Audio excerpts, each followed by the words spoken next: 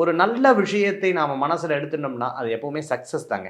அது எப்போவுமே தொடர்ந்து சில நேரம் பிரச்சனையாக இருக்கும், அதுக்கப்புறம் சக்ஸஸாக ஆகும். இந்த மாதம் யாராவது நான் சொல்கிற பேச்சை கேட்க மாட்டாளா, என் மனசில் இருக்கிறது யாராவது தெரிவிக்க மாட்டா, எல்லாரும் இருக்கா, எல்லாம் இல்லாத மாதிரி ஒரு தோணல் இருக்கும்.